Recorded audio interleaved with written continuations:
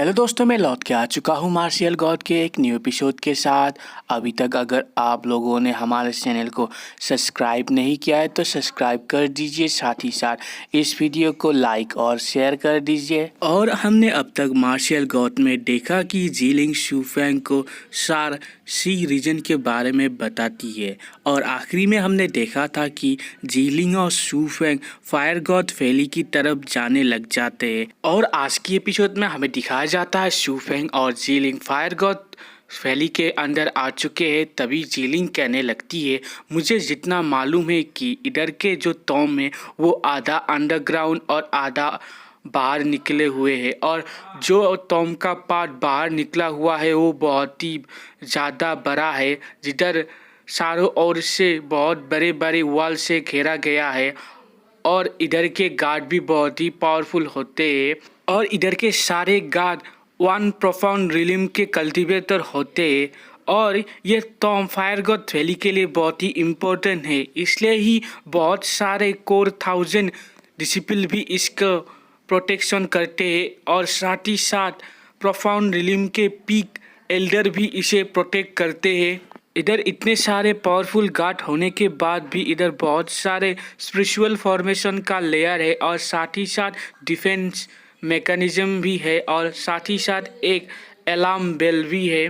तभी जीलिंग का ऐसा बात सुन के शूफेंग जीलिंग को कहने लगता है कि तुम जल्दी से जाके इस जगह के डिफेंस मैकेनिज्म को तोड़ दो, और मैं जल्दी से जाके इन गार्ड को मार डालता हूँ अलार्म बेल को एक्टिव करने से पहले।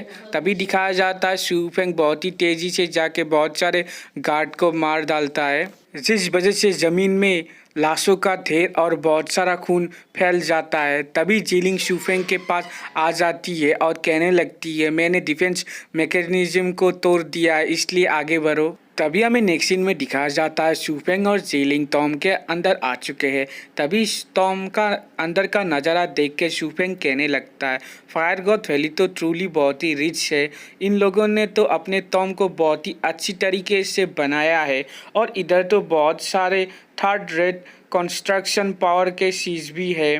तभी जीलिंग भी कहने लगती है, ये बहुत ही पावरफुल जगह है, इसलिए ये कोई नॉर्मल जगह नहीं है।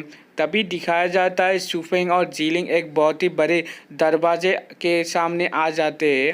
तभी दोनों उस दरवाजे के नज़दीक आके देखते हैं कि उधर एक स्पिरिट फॉर्मेशन लगा हुआ है।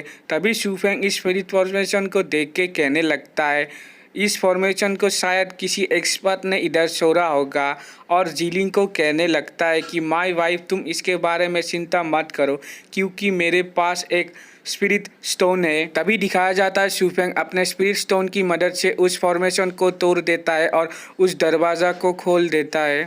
तभी उस दरवाजे के अंदर जाने के बाद शूफेंग बहुत ही खुश हो जाता है, क्योंकि उधर बहुत सारे प्रोफाउंड भी, ओरिजिन भी और स्पिरिचुअल भी होते हैं।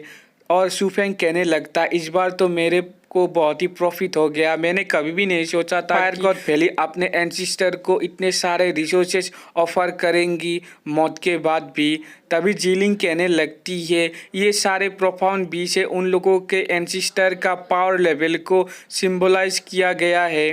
तभी शूफेंग जीलिंग का ऐसा बात सुन के कहने लगता है कि जीलिंग अगर फायर गॉड वैली अपने एंसेस्टर को ही इतने सारे रिसोर्सेज दे सकते हैं तो उनके पास कितने सारे हो सकते हैं। और तभी जीलिंग शूफेंग को कहने लगती है कि मैं जितना जानती हूँ प्रेस्टिजियस विलेज का पास इतना सारा संपत्ति है, जिसको प्रोफाउंड बी में कैलकुलेट करने के बाद 60 मिलियन प्रोफाउंड भी हो सकता है। मगर फायर गॉड वैली बहुत ही पुराने ज़माने से है, और वो लोग बहुत ही पुराने ज़माने से रिसोर्स भी कलेक्ट कर रहे हैं, इसलिए शायद अगर मैं प्रोफाउंड बी में उनका संपत्ति या एसेट को कैलकुलेट करूँ तो वो 6000 मिलियन प्रोफाउंड बी से भी ज़्यादा हो सकता है। तभी हमें शूफेंग को दिखाया जाता है, जो जीलिंग का ऐसा बात सुन के बहुत ही हैरान हो जाता है और कहने लगता है, इतने सारे पैसे मैंने तो सोचा था जब मैं उन लोगों से 100,000 प्रोफाउंड भी ले लिया था, उन लोगों को बहुत सारा लॉस हुआ था।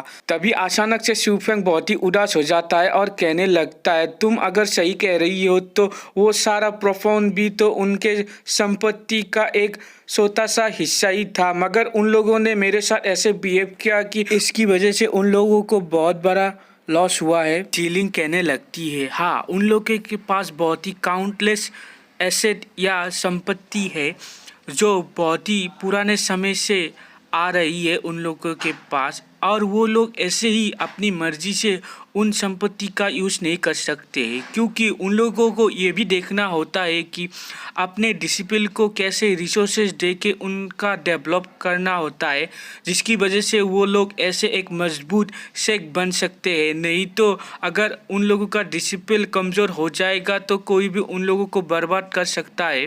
तभी जीलिंग शूफेंग को फिर से कहने लगती है, इधर जितने भी रिसोर्सेज है उनमें से मुझे कोई हिस्सा नहीं चाहिए, इसलिए शूफेंग तुम ये सारे ले सकते हो। तभी शूफेंग जीलिंग की तरफ मुड़ के कहने लगता है, ये तो अच्छा नहीं है, तुम्हें क्यों इतने सारे रिसोर्सेज लेने से मना कर रही हो। तभी जीलिंग शूफेंग को कहने लगती है कि क्योंकि प्रेजेंट में मुझे इतने सारे रिसोर्सेज की कोई ज़रूरत नहीं है, और इसके साथ साथ मुझे कल्टीवेशन करने के लिए इतने सारे रिसोर्सेज की ज़रूरत भी नहीं होती है, क्योंकि मैं एक डिवाइन बॉडी हूँ और मेरे बॉडी के अंदर डिवाइन पावर है जो मेरे कल्टीवेशन में मदद करता है। मुझे सिर्फ उस डिवाइन पावर को अच्छी तरीके से समझने की ज़रूरत है, जिसकी मदद से मैं कल्टीवेशन कर सकती हूँ। अगर तुम मेरे से कंप्लीट अपोजिट हो, तुम्हें कल्टीवेशन करने के लिए बहुत सारे रिसोर्सेज की ज़रूरत होती है। इस बात को सुन के शूफेंग बहुत ही हैरान हो जाता है और जीलिंग को पूछने लगता है, मगर तुम इसके बारे में कैसे जानती हो। और बहुत ही हैरानी से अपने मन में सोचने लगता है, क्या इसको पता है मेरे बॉडी के अंदर डिवाइन लाइफनिंग है। तभी नेक्स्ट सीन में दिखाया जाता है शूफेंग दोबारा से जीलिंग को पूछने लगता है, मगर तुम कैसे जानती हो इसके बारे में। तभी जीलिंग कहने लगती है, प्रेसिजियस फिलर से जाने से पहले तुमने बहुत सारे प्रोफाउंड भी ले गए थे और उसके बाद अचानक से तुम्हारा कल्टीवेशन बढ़ गया। ये सोचने की बात है ना। इसलिए मुझे लगा कि तुम्हारा कल्टीवेशन मेथड ऐसा है कि तुम्हें बहुत सारे रिसोर्सेज को यूज़ करना पड़ता है अपने कल्टीवेशन को बढ़ाने के लिए। और इसके साथ साथ मैं जानती हूँ कि तुम्हारे पास कोई डिवाइन बॉडी नहीं है, इसलिए मुझे लगता है कि तुम्हारे पास एक स्पेशल ब्लड लाइन है जो बहुत ही स्ट्रॉन्ग है। इस बात को सुन के शूफेंग थोड़ा हैरान हो जाता है और कहने लगता है, ब्लड लाइन। तभी जीलिंग कहने लगती है, हाँ, तुमने सही सुना, मैं ब्लड लाइन के बारे में ही बता रही हूँ। इस वर्ल्ड में सिर्फ डिवाइन बॉडी के लोग ही पावरफुल नहीं होते हैं, इधर ऐसे भी लोग होते हैं जिनके पास बहुत ही स्पेशल ब्लड लाइन होते हैं, जो ब्लड लाइन उनके फादर मदर और उनके फैमिली से आते हैं। और इस तरीके के ब्लड लाइन से वो लोग स्पेशल तरीके के पावर को भी अनलॉक कर सकते हैं। जैसे जियान डायनेस्टी के सारे लोग, उन लोगों के पास बहुत ही पावरफुल ब्लड लाइन है और जिसकी मदद से वो आसानी से पावरफुल होते हैं, और उन लोगों को इस वजह से बहुत सारा रिसोर्सेज भी लगता है। मगर शूफेंग, तुम उन लोगों से बहुत ही अलग हो। और अगर मैं गलत नहीं हूँ तो तुमने तो अब तक 1 मिलियन प्रोफाउंड भी अपने बॉडी के अंदर रिफाइन कर दिया होगा, और इतने सारे क्वांटिटी में प्रोफाउंड बी को रिफाइन करने के बाद भी तुम 3rd लेवल से सिर्फ 6th लेवल के प्रोफाउंड लेवल में ही पहुंच पाए हो, और तुम्हारे रिसोर्सेस रिफाइन करने की ज़रूरत बहुत ही हॉरिबल है, और इसलिए तुम्हें जियान डायनेस्टी के लोगों के साथ कंपेयर करना गलत होगा। और ये सारी चीज़ों से दो ही बात निकल के आती है कि पहला, तुम्हारे जो ये रिसोर्सेज की ज़रूरत होती है कल्टीवेशन करने में, वो नॉर्मल नहीं है, और दूसरा, तुम्हारे ब्रेक थ्रू करने का कोई लिमिट नहीं है। तुम्हारे पास जितना रिसोर्सेज होगा तुम उतनी जल्दी से ही ब्रेक थ्रू कर पाओगे। तभी शूफेंग जीलिंग के इतने सारे बात सुन के थोड़ा हैरान हो जाता है और जीलिंग को पूछने लगता है, मगर तुम इतने सारे बातें कैसे जानती हो।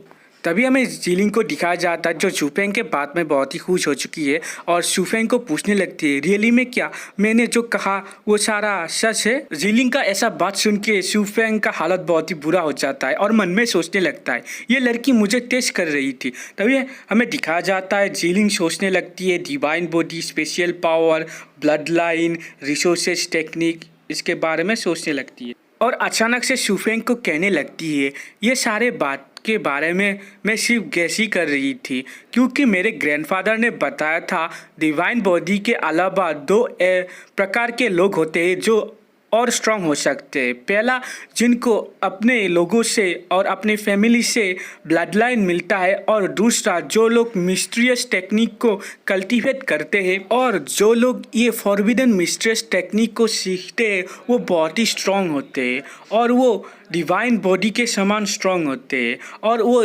जो लोग इसी मेथड से कल्टीवेशन करते हैं वो सिर्फ मिस्ट्रियस टेक्निक का यूज़ करते हैं, उन लोगों को कोई रिसोर्सेज की भी ज़रूरत नहीं होती है। मगर जब वो इस तरीके से कल्टीवेशन करते हैं उन लोगों को डिवाइन पनिशमेंट भी मिलता है, जिसकी वजह से उन लोगों का हालत बहुत ही बुरा भी हो जाता है। और ये सारे डिवाइन पनिशमेंट थोड़े समय के बाद आते रहते हैं, और जो लोग इस पनिशमेंट को सर्वाइव कर लेते हैं और तब वो लोग और आगे कल्टीवेशन कर सकते हैं, नहीं तो वो लोग उधर ही मर जाते हैं। और मैं क्लियरली कह सकती हूँ कि तुम्हारे पास ऐसा कोई चीज़ नहीं है, और इसलिए तुम्हारे पास एक इनहेरिट ब्लड लाइन है। और मैं क्लियरली बता सकती हूँ कि तुम जियान डायनेस्टी के लोगों से बहुत ही अलग हो, इसलिए मैं कह सकती हूँ कि तुम जियान डायनेस्टी से नहीं हो। और मेरा ग्रैंडफादर ये भी कहता है कि ब्लड लाइन डिवाइन बॉडी से कम्प्लीटली अलग होता है, क्योंकि डिवाइन बॉडी हेवन के पावर से आता है, मगर ब्लड लाइन लोगों के हार्ड वर्क से आता है, और ये फैमिली टू फैमिली इनहेरिट हो जाता है। और ब्लड लाइन इवॉल्व भी हो सकता है जब एक आदमी का ब्लड इवॉल्व होता है, और इसका बेनिफिट फ्यूचर जेनरेशन के लोग भी इस ब्लड लाइन का पावर को पा सकते हैं, मगर सबका ब्लड लाइन का लेवल अलग होता है। तभी शूफेंग कहने लगता है लेवल, इसका मतलब क्या है? तभी शूफेंग का ये बात सुन के जीलिंग कहने लगती है लेवल के बारे में मेरा ग्रैंडफादर भी इतनी अच्छी तरीके से नहीं जानता है, इसके बारे में उन्होंने सिर्फ पुराने एंशिएंट बुक में ही देखा है, और वो भी नहीं कह सकते ये सच है या झूठ है। मगर मेरे ग्रैंडफादर ने मुझे एक बार कहा था कि सबसे कमज़ोर या lowest level of blood line royal blood line होता है, जैसे जियान डायनेस्टी। और ईस्टर्न सी रीजन में इस तरीके के रॉयल ब्लड लाइन बहुत सारे क्लैन में पाए जाते हैं, और उन क्लैनों को भी नोबेल क्लैन के रूप में भी कंसीडर नहीं किया जाता है, और उन लोगों को सिर्फ पुराना क्लैन के रूप में ही कंसीडर किया जाता है। इस वजह से ही जियान डायनेस्टी उधर से आके इस 9th प्रोविंस में डोमिनेट करने लग गई थी। और जियान डायनेस्टी के ऊपर पावरफुल कुशी क्लैन है, क्योंकि उनके पास बहुत ही पावरफुल रॉयल ब्लड लाइन है, जिसकी वजह से वो लोग ईस्टर्न सी रीजन में कुछ जगह ऑक्यूपाइड भी कर पाए हैं। और मेरा ग्रैंडफादर ये भी कहता है कि ईस्टर्न सी रीजन में रॉयल ब्लड लाइन से पावरफुल और कोई भी ब्लड लाइन नहीं है। इसका मतलब ईस्टर्न सी रीजन में रॉयल ब्लड लाइन से पावरफुल ब्लड लाइन कभी भी नहीं आया है उधर। मगर ये सारे बात इम्पोर्टेंट नहीं है, हमारे लिए इम्पोर्टेंट है कि तुम्हारा ब्लड लाइन जियान डायनेस्टी से बहुत ही अलग है। तभी हमें नेक्स्ट सीन में दिखाया जाता है जीलिंग कहने लगती है जितना हाई लेवल का ब्लड लाइन होता है वो लोग उतनी ही तेज़ी से और उतनी ही एडवांस लेवल में अपने मार्शल कल्टीवेशन को बढ़ा सकते हैं, मगर उन लोगों को बहुत ज़्यादा ही रिसोर्सेज की और यही प्राइस होता है अपने आप को स्ट्रॉन्ग करने की, क्योंकि उन लोगों के पास डिवाइन बॉडी नहीं होता है और हेवन के द्वारा उनको ब्लेस नहीं किया जाता है। इसलिए अपने आप को पावरफुल बनाने के लिए उन लोगों को खुद के ऊपर ही डिपेंड करना होता है, और इसके लिए उन लोगों को बहुत सारा रिसोर्सेज की ज़रूरत भी होता है। मगर मुझे ऐसा लगता है ये सारा चीज़ उन लोगों के लिए बेनिफिट ही होता है, क्योंकि जितना समय तक उनके पास बहुत सारा रिसोर्सेज होगा वो लोग लिमिटलेसली अपने कल्टीवेशन को बहुत ही हाई लेवल पे पहुंचा सकते हैं, जिसका कोई लिमिट भी नहीं हो सकता है। और कल्टीवेशन के इस मेथड में कोई रेस्ट्रिक्शन नहीं होता है, और ये डिवाइन बॉडी के कल्टीवेशन से बहुत ही आसान है। और जब एक नॉर्मल इंसान अपने आप को ब्रेक थ्रू करने की कोशिश करता है तभी उस इंसान को उस लेवल या रिलिम के बारे में अच्छी तरीके से जानना भी होता है। मगर जिन लोगों के पास हाई लेवल ब्लड लाइन होता है उन लोगों की इसके बारे में जानने की कोई ज़रूरत नहीं होती है, क्योंकि जब वो ब्रेक थ्रू कर लेते हैं तब उनको खुद ब खुद ही मालूम पड़ जाता है उस रिलिम के बारे में। और जेनरली जिन लोगों के पास हाई लेवल ब्लड लाइन होता है वो बहुत ही आसानी से अपने को ब्रेक थ्रू कर सकता है, मगर डिवाइन बॉडी के केस में वो अलग होता है क्योंकि उसको ब्रेक थ्रू करने में बहुत ही मेहनत लगता है कुछ रिलिम को पार करने के बाद। और हाई लेवल ब्लड लाइन के लोग आगे जाके डिवाइन बॉडी से भी बहुत ज़्यादा पावरफुल हो सकते हैं और उन लोगों का फ्यूचर अचीवमेंट अनलिमिटेड होता है। और यही पावर होता है इनहेरिटेड ब्लड लाइन का। और जब से तुम बॉर्न हुए हो तब से ही तुम एक जीनियस हो। तभी हमें नेक्स्ट सीन में दिखाया जाता है डेंग डेंग जेलिंग के बात में हंसने लगती है और कहने लगती है ये क्या नॉनसेंस बात कर रही है, क्या शूफेंग इनहेरिटेड ब्लड लाइन के साथ बॉर्न हुआ है, ये कैसे हो सकता है क्योंकि शूफेंग के पास तो डिवाइन लाइफनिंग है जिसकी वजह से शूफेंग का बॉडी इतना स्ट्रांग है। शूफेंग के पास कैसे इनहेरिटेड ब्लड लाइन हो सकता है। तभी डेंग डेंग का बात सुन के शूफेंग भी सोचने लगता है डेंग डेंग तो सही कह रही है क्योंकि जब मैं डिवाइन बॉडी पाने से पहले मैं एक आम आदमी था और मेरे पास कोई एबिलिटी नहीं था। जब मेरे अंदर डिवाइन लाइफनिंग घुसा था तभी मैंने बहुत सारा एबिलिटी को पा लिया था। तभी हमें दिखाया जाता है जीलिंग शूफेंग को पूछने लगती है शूफेंग तुम क्या मुझे बता सकते हो तुम किधर से आए हो और तुम्हारे ब्लड लाइन का लेवल क्या है। तभी शूफेंग जीलिंग को कहने लग जाता है मैं कहना चाहूँगा कि मुझे भी नहीं पता है मैं किधर से आया हूँ, इसके अलावा मुझे नहीं पता है मेरे इस पावर के जो एबिलिटी है मैं कैसे यूज़ करूँ। तभी हमें नेक्स्ट सीन में दिखाया जाता है जीलिंग शूफेंग को कहने लगती है ऑफ कोर्स मैं तुम्हें बिलीव करती हूँ।